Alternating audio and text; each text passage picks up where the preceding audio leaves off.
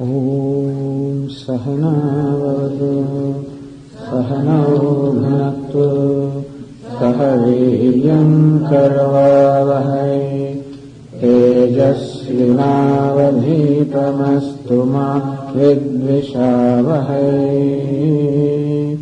Om Shanti Shanti Shanti. Om Purnamadah Purnamidam Purnat Purnamudachyate Purnasya Purnamadaya Purnameva Vashishyate. Om Shanti Shanti Shanti. Shruti Smriti Purananam Alayam Karunalayam Namani Bhagavatpada Shankaram Lokashankaram Shankaram Shankaracharyam Keshavam Badarayanam Sutrabhashakritau Vande Bhagavantau Punah Punaha. Ishvaro Gururatmedi Murti Bheda Vibhagine Vyomavadvyapta Dehaya Dakshinamurtaye Namaha. Gukarastvandhakarascha Rukarastanivartakaha Andhakara nirodhitvad Gururityabhidhiyate. Sada Shiva Samarambham Shankaracharya Madhyamam Asmadacharya Paryantam Vande Guru Paramparam. Verse 49 on the page 10. Asakta buddhis sarvatra Asakta buddhis sarvatra Jitatma vigataspruhah Jitatma vigataspruhah Nishkarma siddhim paramam Nishkarma siddhim paramam Sannyasena digacchati Sannyasena digacchati. Siddhim prapto yatha brahma Siddhim prapto yatha brahma Tathapnoti nibodhame Tathapnoti nibodhame. Samasenaiva kaunteya Samasenaiva kaunteya. Nishtha jnanasya ya para Nishtha jnanasya ya para. Asakta buddhi sarvatra jitatma vigataspruhah. The first line, the verse 49, tells us what happens as a result of karma yoga, as a result of living a life of performing one's duties in the spirit of worship to the Lord. As a result, one naturally acquires the grace of the Lord, and this inner purification process happens. And so, what is that inner purity? Asakta buddhi sarvatra. One who is free from attachment anywhere. Which means one who is free from an emotional dependence from everything. One has discovered an emotional self-sufficiency within oneself. Jitatma, one whose mind has become cooperative, favorable, placid or pleased, and therefore it is under one's control. So mind does not offer any resistance, or mind is free from any distraction, and therefore mind is composed, abiding, available to oneself. Jitatma, one who has gained a mastery over the mind. Vigata spruha, because the mind is free from spruha, free from longing. If there is longing for something, mind will naturally be directed towards the object of longing. And so if I want to see something, if I want to hear something, if I want to read something, if I want to whatever it is that I want to do, seeking some gratification or pleasure, and so longing means a strong desire. Then naturally my mind is going to be focused upon that object of desire, vigata spruha, free from longing. Having discovered again that sufficiency from within oneself. So therefore, this process of what we call the antahkarana shuddhi, purification of mind, also the process of progressively discovering a sufficiency with one's own self, a comfort with oneself. As I've always been saying, the main problem that a human being has is discomfort with my own self, self-non-acceptance, or dissatisfaction with my own self. I'm not happy with myself. I don't accept myself because I find that I do not live up to my own expectations of myself, or I am not what I want to be. I always see that gap between the two, what I am and what I want to be, or I like to be. Therefore, a sense of discomfort, non-acceptance, even rejection of myself. All these are one progressively discovers oneself to be an acceptable one. And therefore, a comfort with oneself, an acceptance of oneself, they were free from longing. All the longing from the world is, I long the world to make me comfortable with myself.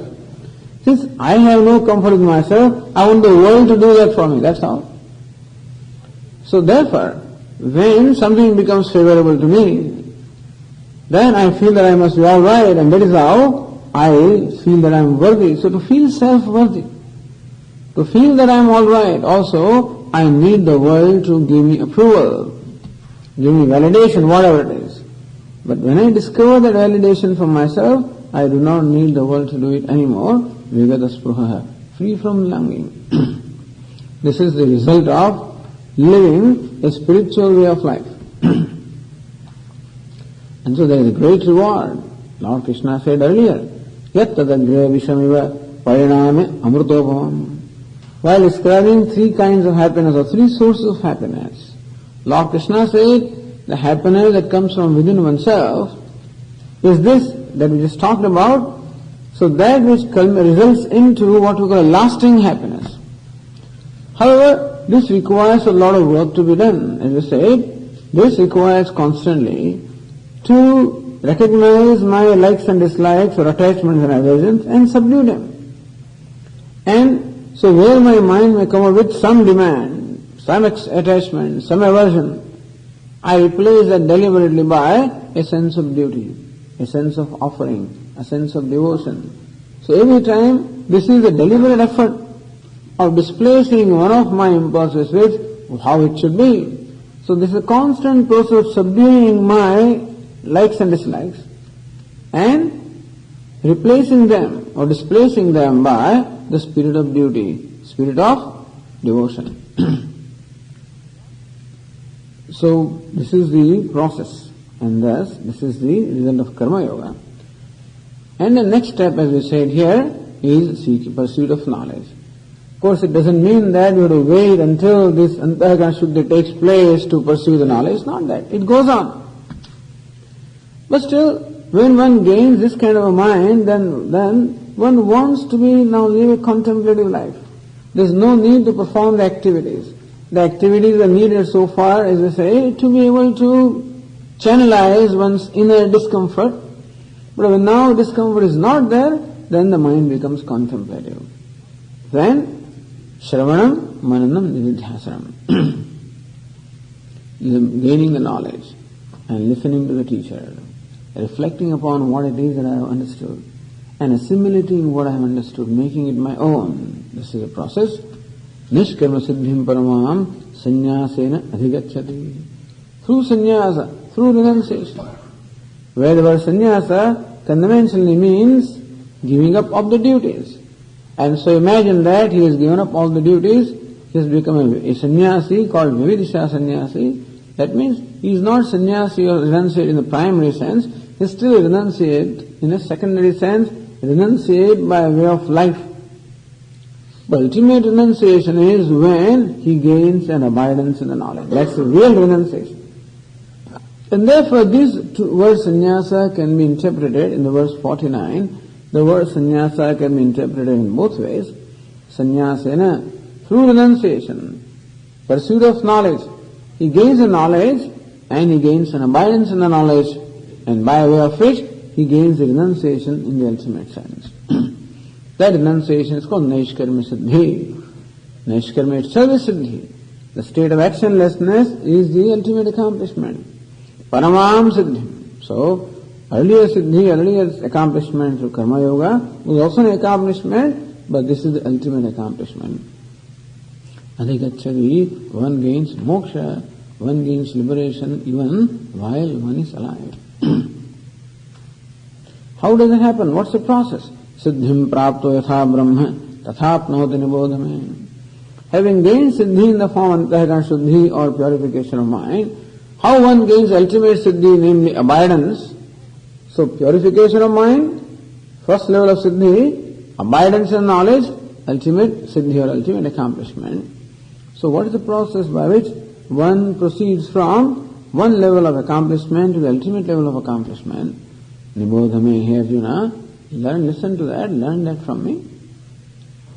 Samasena kaunteya nishtha jnanasya paranistha, that is ultimate abidance and knowledge.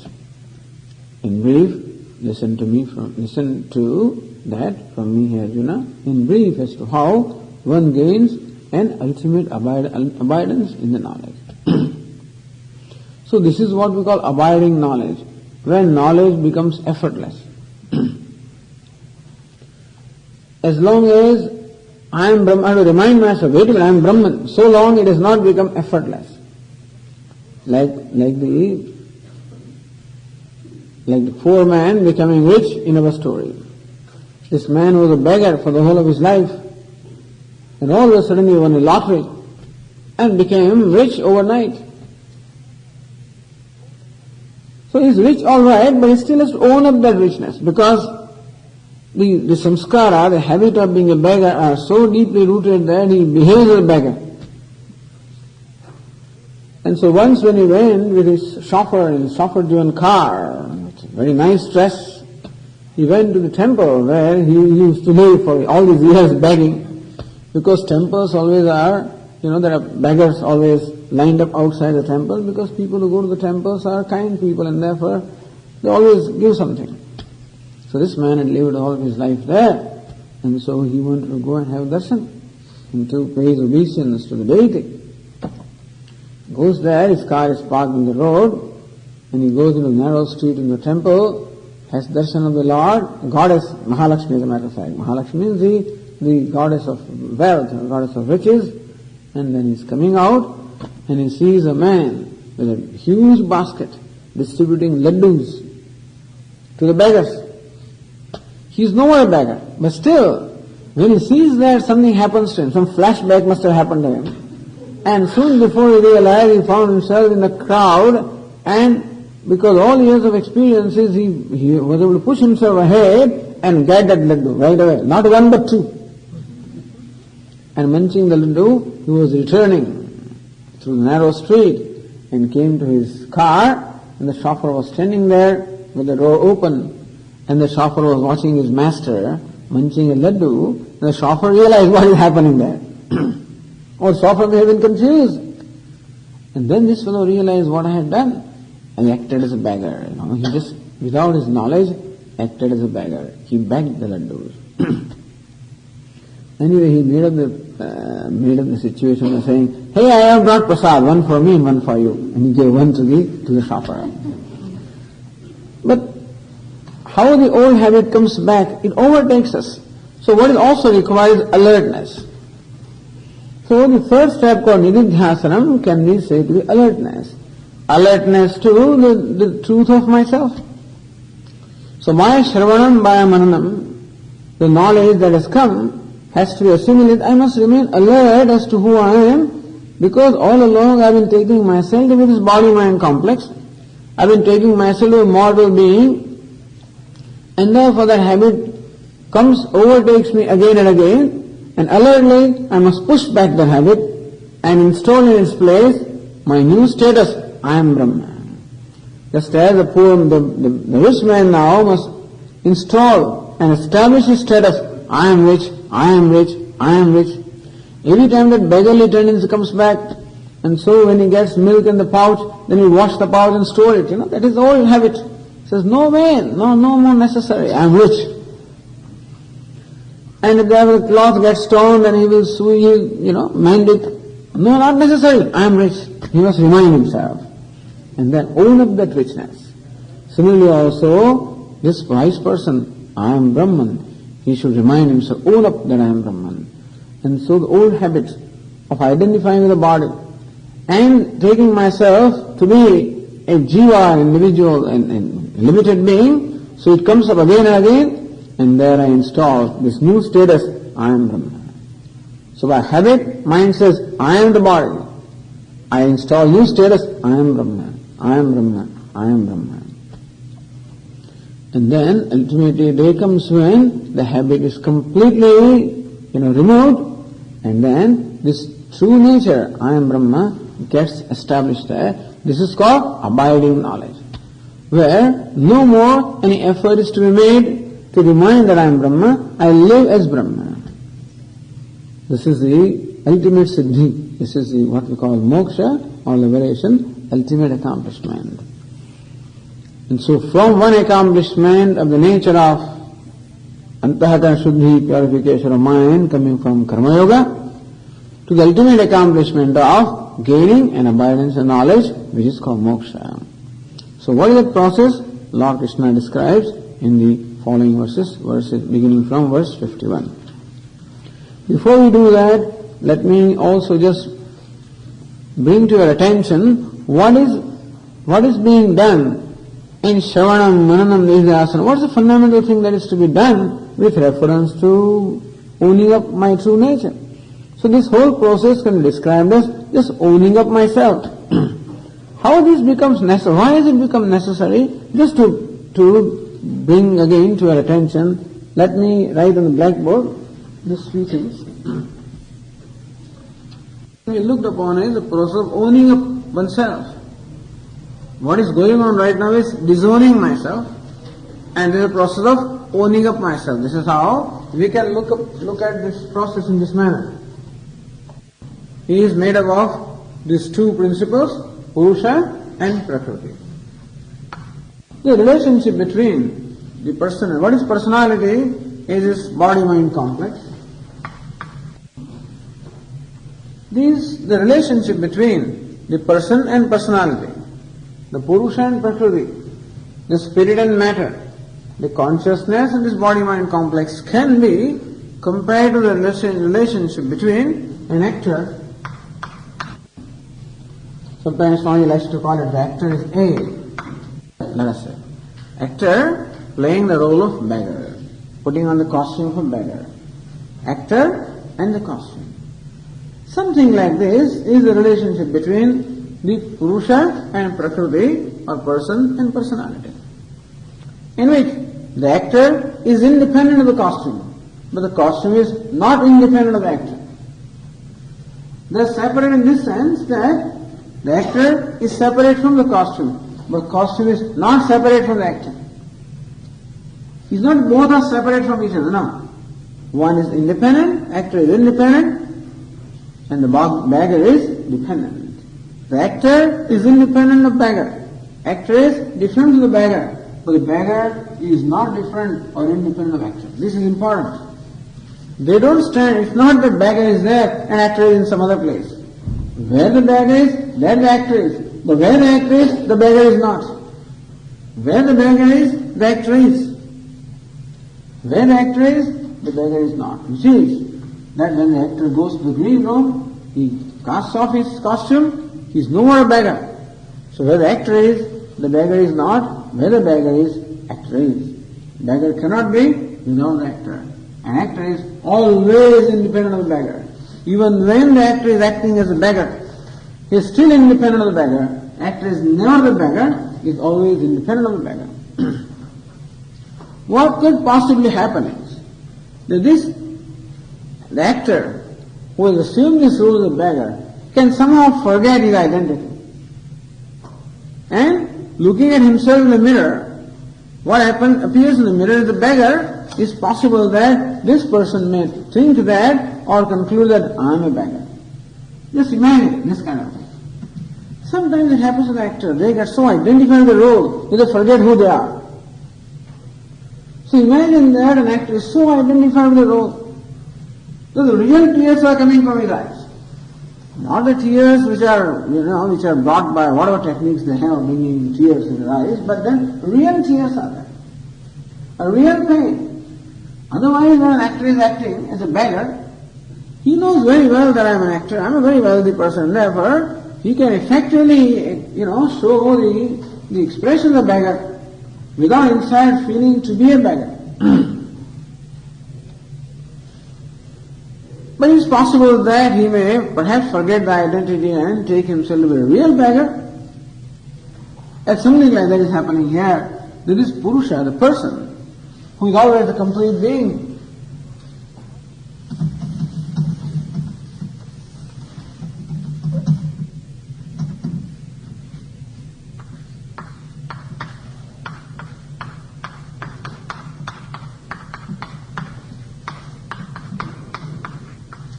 whether he knows it or not, he is a complete being.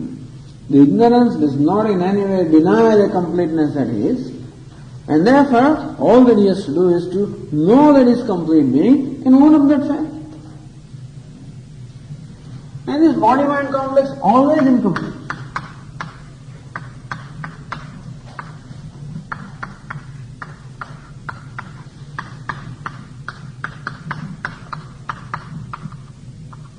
And both are all right in their own place. There is no problem. There is no difficult, no problem that the body-mind complex is incomplete is okay. As long as it is known to be my costume, it's all right that the costume is beggar. The beggarness is the costume, not an actor. And as long as the distinction is clear, actor has no difficulty in acting as a beggar. The problem comes is when the Purusha, the person, takes himself to Prakriti, when the actor takes himself to the beggar, and then the suffering, the real suffering of the beggar becomes his suffering. The problems of the role become his problems. Similarly also, on account of identifying with this body-mind, with Prakriti, the body-mind complex, the personality, this person, the complete being, takes himself to be incomplete, takes this personality to himself, and therefore suffers from a sense of incompleteness. Like the actor suffering from a sense of being poor, even though he is a wealthy person, and similarly also the self, the complete being, suffering from a sense of incompleteness, even though he is a complete being, even when he is suffering. The 10th man, even when he is searching for the 10th man, he is the 10th man. But since he does not know that, therefore, the fact that he is 10th man does not become useful to him. Similarly also, the fact that I am a complete being, it is not enough that I am a complete being, it is necessary to know that I am a complete being. And incompleteness that I am feeling is not a reality about me, it is merely a projection, it is merely a conclusion or a notion. And therefore, bondage is nothing more than a notion, and liberation is nothing more than removal of the notion.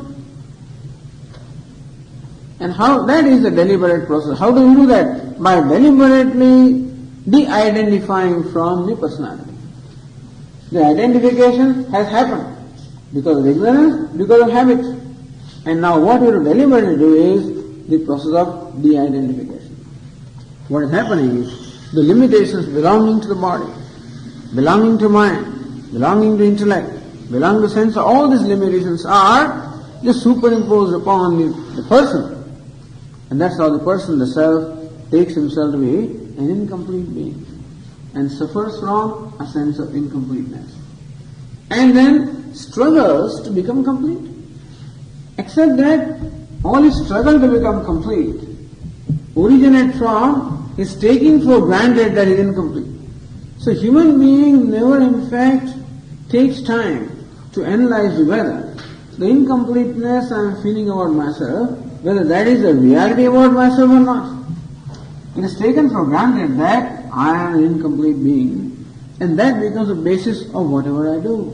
And therefore, every action that I perform becomes a struggle on my part to become complete.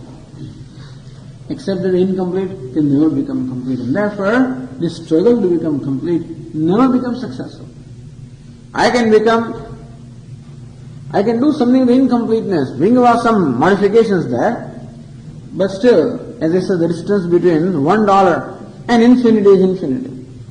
Between 100 and infinity also is infinity. Between 1000 and infinity, distance is still infinity. Between a million and infinity, distance is still infinity. So regardless of what I do, from one I bring it to 10, 100, 1,000, million, billion, whatever I do with the personality, still the distance within the completeness remains an infinite distance. Thus, one cannot become complete. One is to recognize that one is complete. That is why the case for knowledge.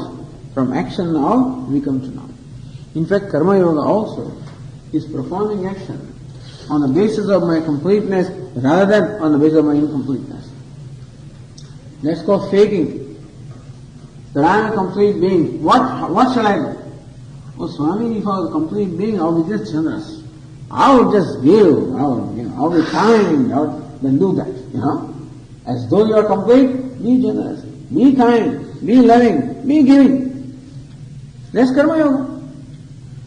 So, what we call samsara is accepting incompleteness as real and functioning from the platform of incompleteness.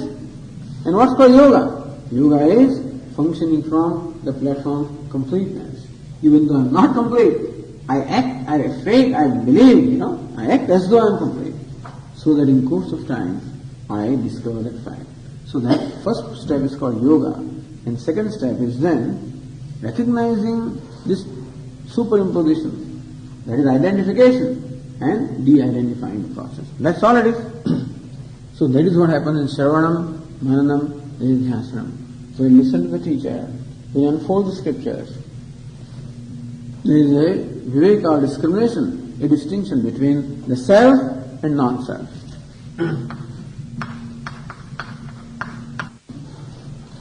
And so if you read, as I said last night, the first book, Tattva Bodha, Atma Kaha, what's the nature of the self? Sthula, Sukshma, Karana, Sharirat, Vyakirikta. The one who is different from the gross, subtle and causal bodies. Panchakoshatitaha, the one who transcends or is beyond the five sheets, the Annamaya, Pranamaya, Manomaya, Vijnanamaya, Anandamaya. Avasthatra Sakshi San, one is a witness of the three states of the mind, waking, dream and deep sleep. So he is not the body, he is not the three states of mind, awareness. He is not the five sheets, then what is it? Satchidananda. Sat Chit Ananda. So the nature of the self is Sat Chit Ananda. That's how Vedanta helps us,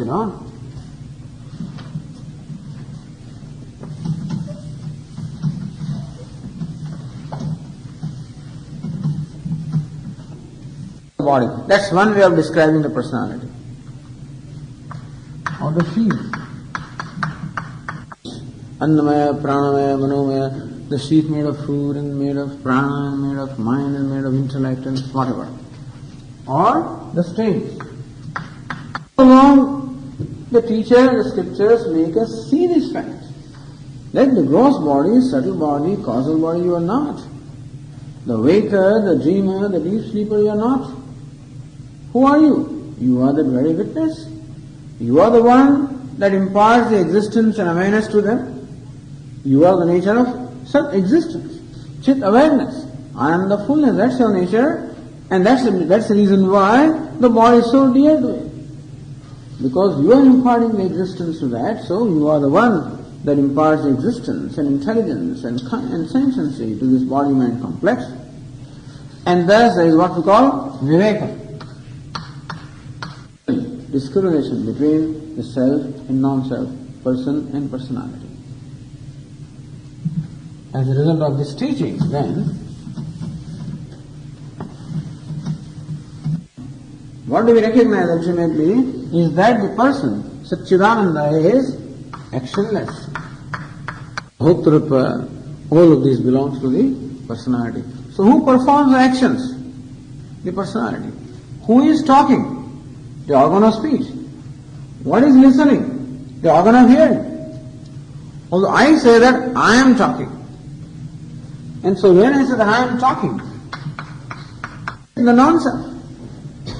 The talking belongs to the organ of speech, non-self. The hearing belongs to the organ of hearing, non-self. So what we are doing is, we are in fact lumping together.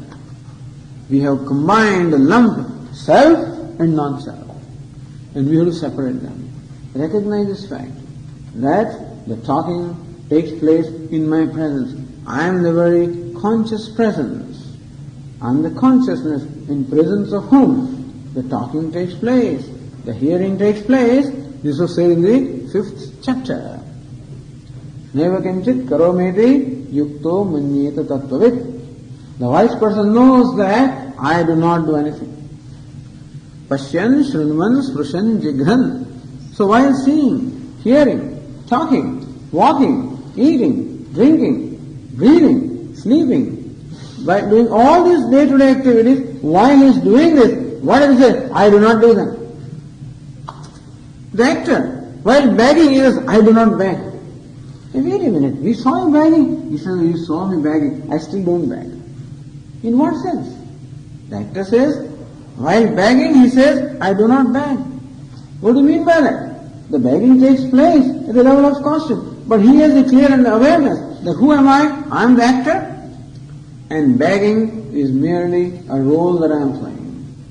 Even when I am begging, I am not the beggar. There is this clarity of the knowledge. This is called not doing while doing.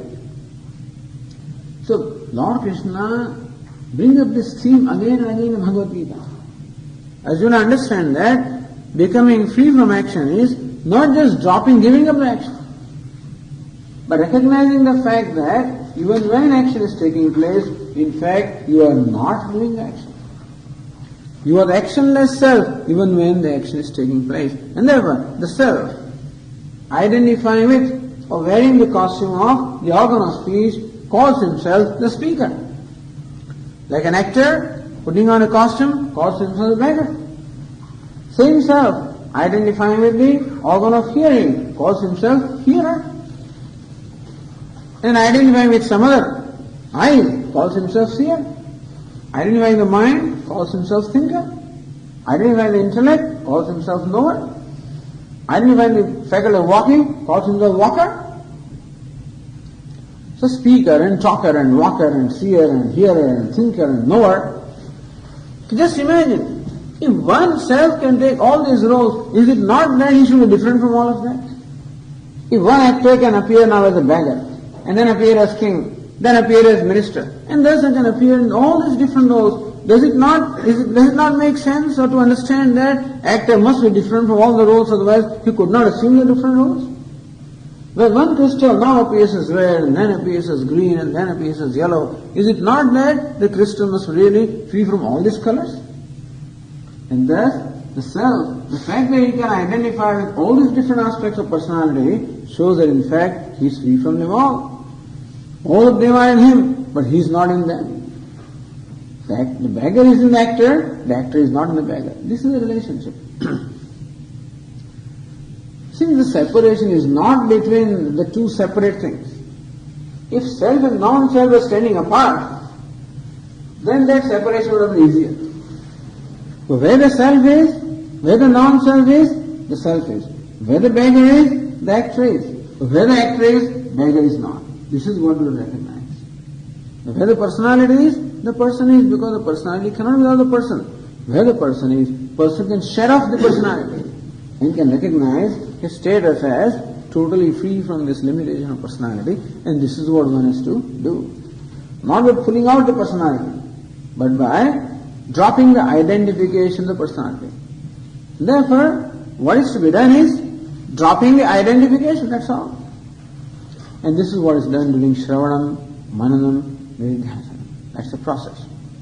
And that's the process of converting that sannyasi karma yogi into the primary sannyasi, what we call the Vidvat sannyasi or the sannyasi in the primary sense.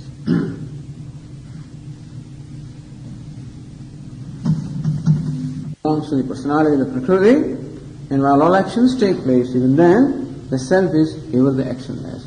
So recognizing myself, recognizing the self to be actionless is a real freedom from action. Freedom from action is not doing action. Lord Krishna says you don't have the freedom to give up action anyway. Subsequently you will be told, even if you give up the action, action will catch hold of you. Because there is something within you that will always impel you to act. So freedom from action is not giving up the action. A real freedom from action is recognizing that I am actionless. And therefore, that freedom is taught in two steps. Freedom from action is taught in two steps. Number one, first is doing the right action. And second is recognizing the self as actionless. Doing the right action is called karma yoga. Recognizing the self as actionless is called jnanam or knowledge. So karma and jnana. So yoga and sankhya. These are two things that Lord Krishna is teaching. And so recognition of this actionless self is the real sannyasa. Does anything. To recognize the self as sannyasi is the real sannyasa. Whether this person wears orange robes or not is immaterial. And even after wearing orange robe also, if this knowledge has not come, it still is immaterial. So what is material is gaining this knowledge and gaining an abidance in that knowledge. Because the habitual error is so strong that it's a process to become free from that habitual error.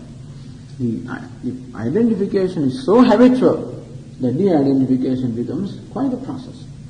And ultimately to own up one's nature as actionlessness, doing that I am actionless in spite of action. That is the ultimate sannyasa. In Vedanta it's called Vidvat sannyasa. Renunciation by virtue of knowledge. So renunciation by virtue of doing the right action. Renunciation by virtue of giving up the duty. Renunciation by virtue of knowledge. And so we can understand the three levels of renunciation.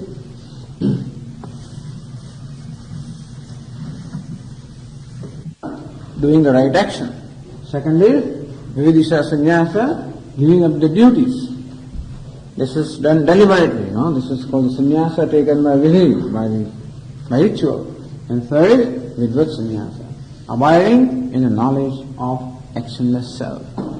This is a sannyasa that Lord Krishna is teaching, Vidvat sannyasa. All along, Lord Krishna is teaching sannyasa. Which sannyasa? Abiding in the knowledge of the actionless self. And that is called Sthita Prajna. He is called Bhakta. He is called Guణātīta. He is called all kinds of things in Bhagavad Gītā. So you find the same description given. Description, same one is given from different standpoints. And so, now whether this middle step, Vividisha sannyasa should be there or not, sometimes one can debate that. As I said, Shankaracharya believes that the middle step of giving up the duties and taking sannyasa in the form also is required, but Lord Krishna does not seem to specifically, explicitly talk about that, and therefore we may imagine that as far as Lord Krishna is concerned, perhaps karma yoga, doing the right action, will lead to the Vidvat sannyasa, abiding in the knowledge. So this is how we imagine this is Lord Krishna doesn't seem to be too favorable to giving up action. He wants you to always do things and participate. He doesn't want people not to do things. Therefore, the Western culture, this Vidya sannyasa can be removed, For the Indian culture, it's okay because there is a provision there. There is psyche, there is a whole samskara there of that kind of a sannyasa, and therefore, people have no problem with this sannyasa. I shouldn't say people have no problem. They have problem. Every satsang will ask this question, Swamiji, is it necessary to become a sannyasi? Did King Janaka become a sannyasi? That is a great example. King Janaka. Janaka was king and was still a wise person. He never took sannyasa. That's fine. If you think that you are King Janaka, don't take sannyasa. So he is an exception, not a rule actually. But anyway, but still, people do quote that, which is fine. What we have to say is that in the spirit one has to become a sannyasi. No doubt about that. Whether in form one becomes sannyasi or not may be a matter of choice, but in the spirit one has to become a sannyasi. So now what is Lord Krishna describing in the next 5 verses is a process of transformation from this karma yoga to Vidvat sannyasa, and we see the description of a Vividisha sannyasa. In these verses we see a person who is living a life of what a sannyasi, Vividisha sannyasi would be living. Therefore we say that these verses are applicable to a Vividisha sannyasi. verse 51. In fact, we should read the first three verses, 51, 52 and 53. Just let us read them together. Buddhya vishuddhaya yuktaha, buddhya vishuddhaya yuktaha, dhrityatmanam niyamya dhrityatmanam niyamya shabdadin vishayams tyakva ragadveshau virasya ca viviktasevi laghvashi yatavakaya manasaha dhyana yoga paro nityam vairagyam samupashritaha ahankaram balam darpam kamam krodham parigraham vimucya nirmamashyantaha brahma bhuyaya kalpate.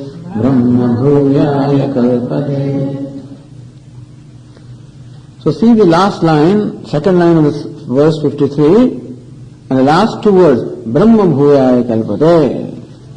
He becomes fit for becoming Brahman. This person, described in these three verses, becomes fit for becoming Brahman. What is meant by fit for becoming Brahman? What is Brahman? Brahman is actionless. Becomes fit for being actionless. But you already are Brahman. Where is the question of becoming fit for becoming Brahman? Isn't it interesting? So Lord Krishna says, he becomes fit for becoming Brahman. Like this rich man becomes fit for becoming rich. What do you mean by that? He's already rich, but it's own up that richness. And similarly also, you require a certain kind of mind, and all the process that we just described, it is preparing the mind. So the mind owns up this fact that I am Brahman. That is called becoming fit for becoming Brahman. Meaning that becoming fit to recognize the fact that I am Brahman and abide in that fact. So Brahma Veda, Brahmaya Bhavati, the knower of Brahman becomes Brahman. Just as the knower of 10th man becomes 10th man. The knowing and becoming are one. And here also the Brahman becomes Brahman. Brahman, who is doing all of this, Swamiji? Who is ignorant? Who is samsari? Brahman. Who is suffering? Brahman. Who is ignorant? Brahman. Who comes to know? Brahman. Because that's the only entity around, there's nothing else. And so Brahman becomes fit to know, fit to abide in the fact that it is Brahman. That requires a given kind of mind, which is described in these three verses. Going to verse 51, Buddhya vishuddhya yuktaha dhrutya atmanam niyamya. Imagine a person now doing this separation in the mind between the self and the non-self, the person and the personality. So person is, the self, the consciousness is extremely subtle, and therefore you also require a mind that enjoys the subtlety. Therefore the mind that enjoys subtlety as well as that enjoys a single-pointedness. Mind that is free from every distraction. So mind that enjoys a single-pointedness, mind that enjoys an abidance, mind that enjoys subtlety. Buddhya vishuddhya yuktaha. One who is endowed with a mind should be. That is not.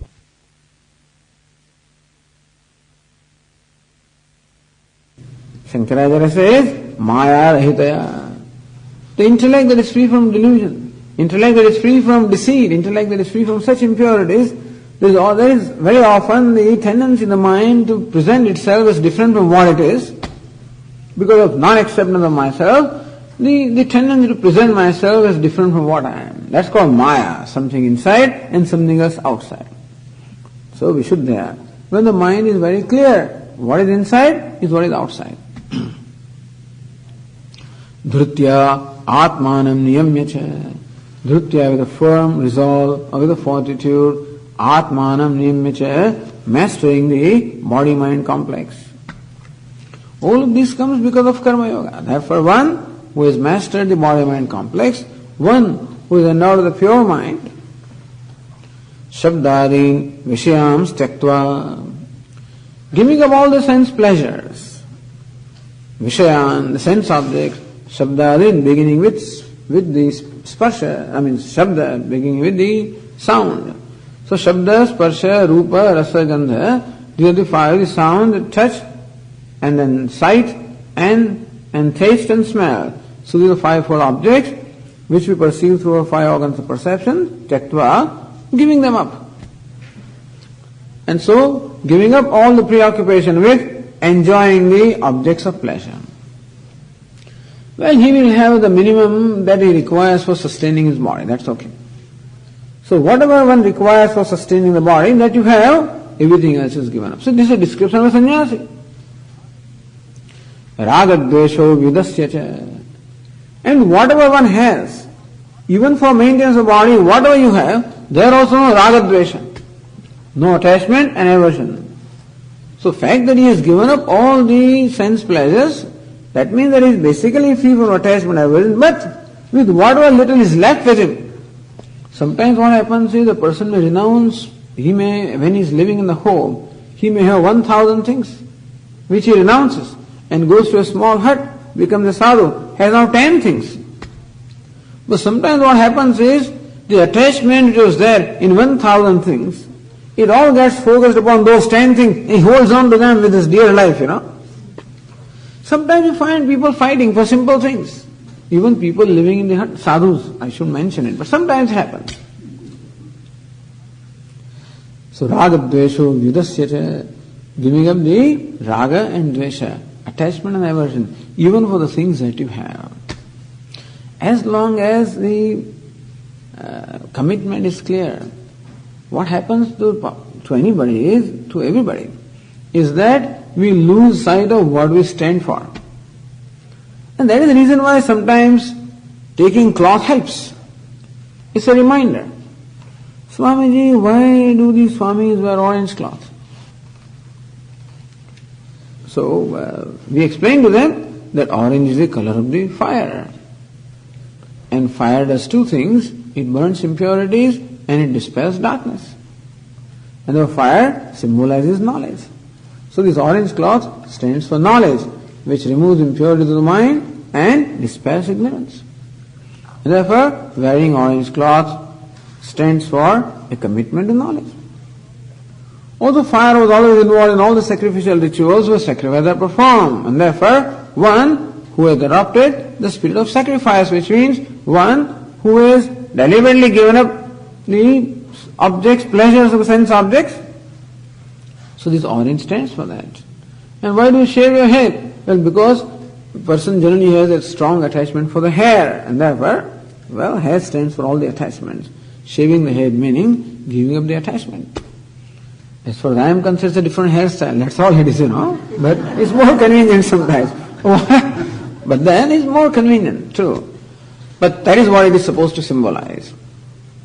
So Pashyannapi, Shankaracharya says in one place, Pashyannapi jana pashyati mudaha. Look at this deluded fellow. Even while seeing, he does not see. He sees what it is that, what lifestyle is adopted, and still does not see, because what he does is not compatible to the lifestyle that is adopted. But that is where sometimes this thing helps. It reminds you, wait a minute, what do I stand for? What do I stand for? What am I going to do is right? Is it right? So you can, this helps you to drop things that you may inadvertently, by habit, you may be holding on to, helps you to drop. But anyway, so keeping the objective clear is very important.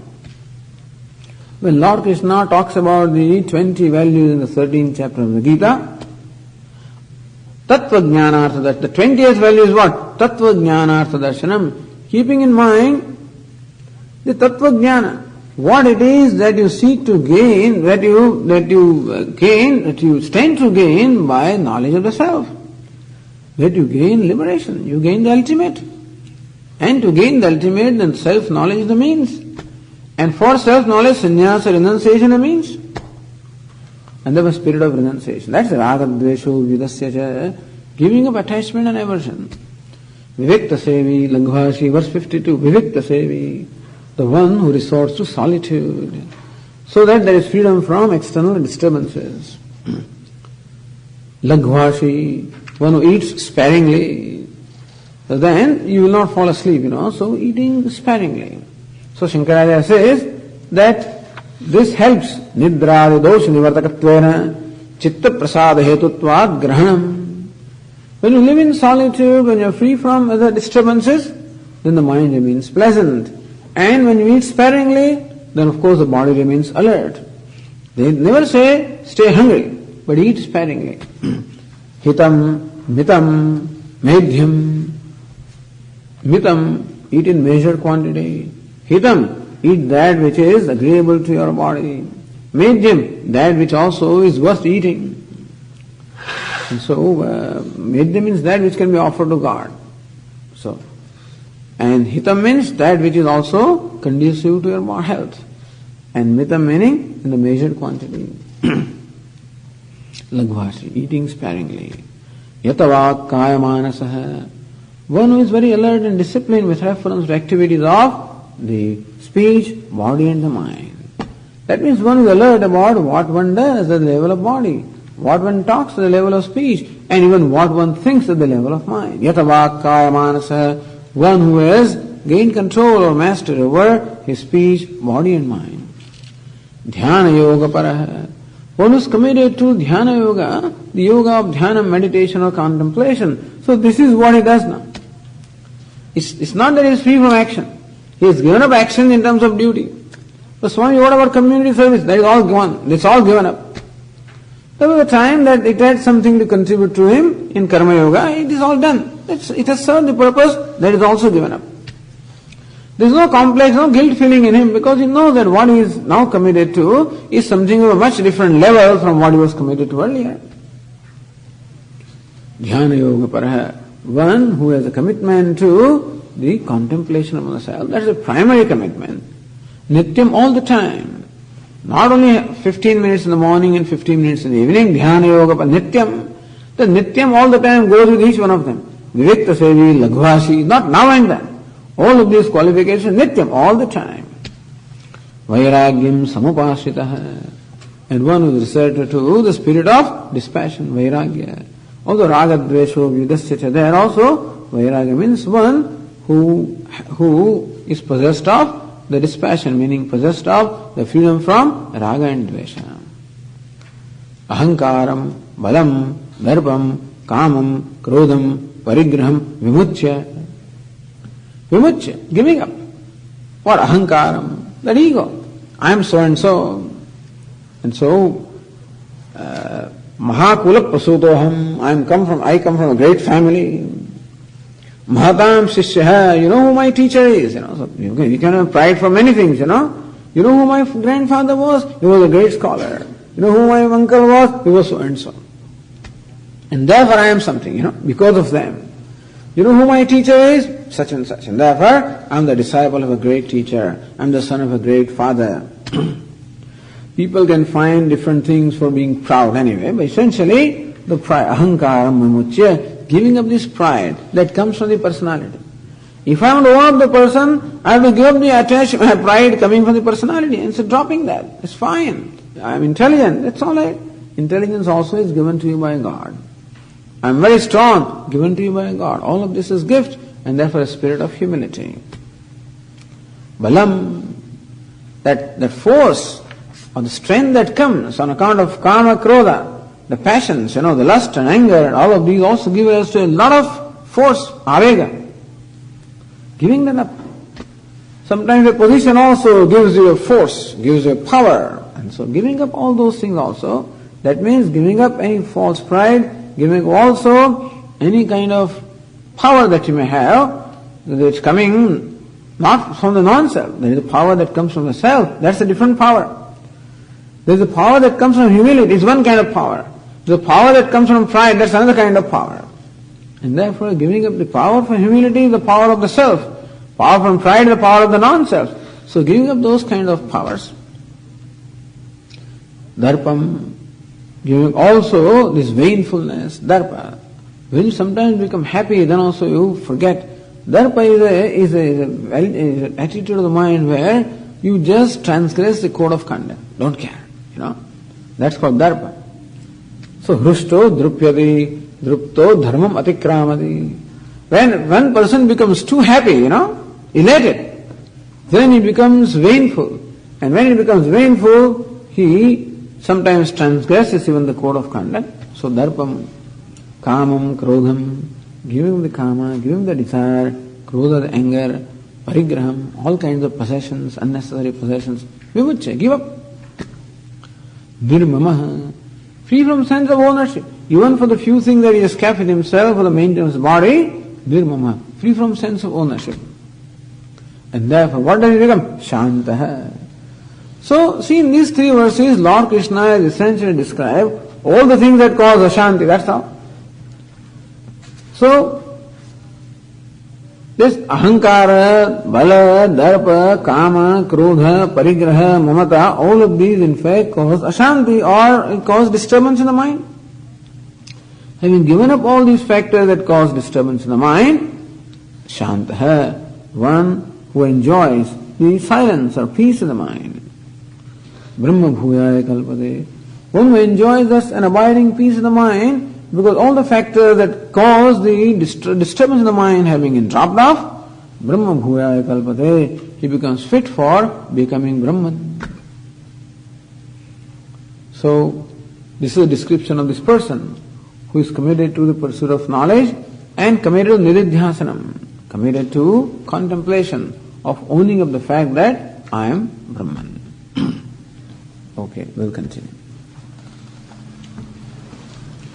Om Purnamadah Purnamidam Purnat Purnamudachyate Purnasya Purnamadaya Purnameva Vashishyate Om Shanti Shanti Shanti Shankaram Shankaracharyam Keshavam Vadarayanam Sutra Bhashya Krutau Vande Bhagavantau Punah Punah Ishvaro Gururatmedi Murti Bheda Vibhagine Vyomavad Vyapta Dehaya Dakshinamurtaye Namaha Om Shanti Shanti Shanti Harihi Om Shri Gurubhyo